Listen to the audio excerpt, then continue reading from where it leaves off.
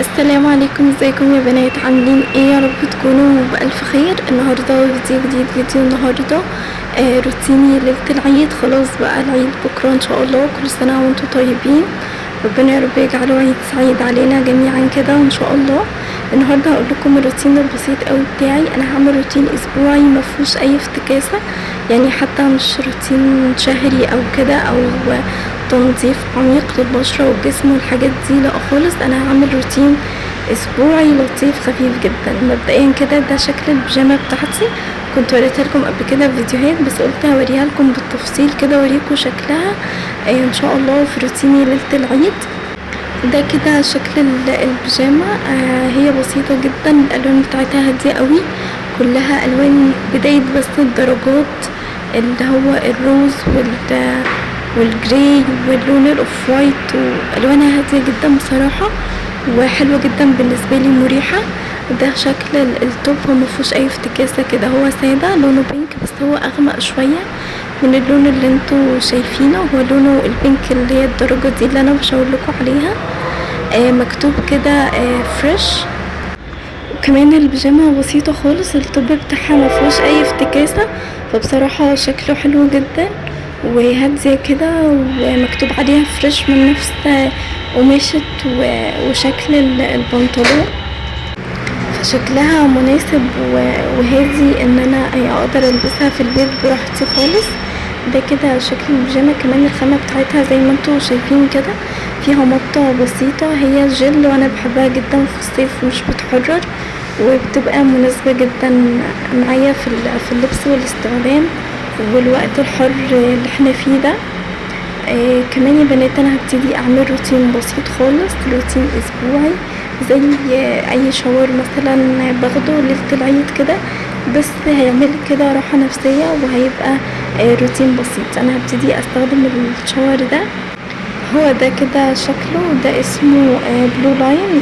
انا اول مرة بصراحة اجربه واستخدمه، سعره تقريبا كان 40 جنيه وفيه 1000 ملي، فبصراحة الحجم بتاعه كويس جدا على سعره، وكمان مكتوب عليه عطور فرنسية، فهحب كده اجربه وابقى اعمل لكم عنه ريفيو. كمان هستخدم السكراب ده على الجسم كله من بايلوكس، انا استخدمت منه اللي هو اللي بالذهب ده، كان حلو جدا بس حبيت اغير يعني، فجبت ده كده بالعنب والمكسرات وجوز الهند وكده، فقلت فرصة ان انا اجربه كده وبقول لكم برضو رأيي فيه. الفترة دي انا بستخدم هيدن شولدرز زي ما قلت لكم في فيديو قبل كده، لان انا القشرة والصيف ابتدت تظهر لي وانا بحب اعالج الحاجة مجرد ما تظهر، انما انا في العادي ما عنديش اي قشرة في شعري او كده، يمكن من تغير الجو او حاجة زي دي، فانا كنت مجربة هيدن شولدرز قبل كده، فقلت استخدمه بقى الفترة دي مرتين 3 بس، وبعد كده هرجع لاي نوع شامبو من اللي انا بستخدمه، سواء بقى كيشكينج او تريزمي او اي حاجة تانية.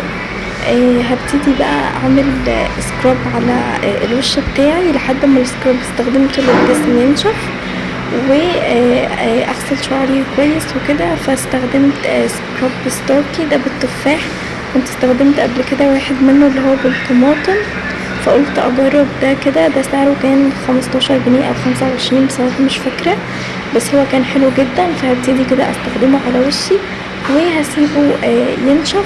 مجرد ما اشطف وشي بقى هبتدي امشي على وشي بالتونر ده، تونر من اورفليم، مبسوطة جدا ان هو معايا، فهبتدي كده امشي بقطنة على وشي كله واسيبه ينشف لحد بقى ما ده يحصل، وابتدي اشطف الجسم كله وابتدي استخدم البودي لوشن ده، حلو جدا من انشانتر. انا بحب انشانتر جدا وبحب منتجات اورفليم، بس اورفليم الفترة دي للاسف عشان الاستيراد وكده مش لاقيه منتجات كتير منها، بس انشانتر حلوة والريحة دي كانت تحفة وثابتة جدا من 2 ل3. بعدها بقى هبتدي طبعا البس البيجامه القمر بتاعتي، بسيطه جدا، وهستخدم البودي ميست ده. عايزه اقول لكم الريحه بتاعته خطيره خطيره وثابته وحلوه قوي ومنعشه كده، من الروائح التحفه بصراحه، وعجبني قوي. انا اول مره بصراحه استخدم البودي ميست ده والريحه دي، بس بصراحه تحفه جدا وعجبتني، وبتدي كده بعدها يا بنات هبتدي استخدم الشيت ماسك ده شيت ماسك كده بالمشمش، حلو جدا. كنت جربته ودي تاني مرة هجربه، وبعد كده هعمل لكم عنها ان شاء الله ريفيو كده واقول لكم النتيجة بتاعته ورأيي فيه. كنت استخدمت منه بال بأحماض الفواكه، وكان حلو تقشيره بسيط وبيدي نضارة. كمان هبتدي استخدم ده تحت العين علشان اريح بيه عينيا، لان الفترة اللي فاتت كنت مرهقة وما كنتش بنام كويس وكده، وانا جربته قبل كده بصراحة بيريح العين وبيبتدي يهدي الهالات شوية لو عندك هالات بس بسيطة جدا. فبيبقى حلو جدا. فقررت ان انا استخدمه في الروتين بتاع النهارده بتاع ليله العيد. وبعد كده هبتدي اهدي بشرتي وارطبها. قررت ان انا استخدم المرطب ده اللي هو الجل الكولاجين فارماستي، حلو جدا بالكولاجين طبعا. بيفتح الوش وبيرطبه وبيهديه خالص، ولو في اي احمرار او اي تحسس بيهدي الدنيا خالص. وطبعا انتوا عارفين فوائد الكولاجين تحفة جدا. فبرطب بيه كده بيبقى حلو قوي. قررت ان انا استخدمه كمرطب بدل ما استخدم اي كريم مرطب، رغم ان عندي مرطبات طبية، بس يعني كنوع من التغيير وروتين بقى اسبوعي وكده، فقلت ادلع بشرتي. بعدها يا بنات هبتدي ارطب الشفايف. انا برطبها بفازلين، ده عندي اكتر من نوع مرطب، منهم مرطب الاورفليم تحفه جدا، بس المره دي قررت ان انا استخدم فازلين عشان فيه لون هادي كده وخفيف يديني حاجه صحيه للشفايف.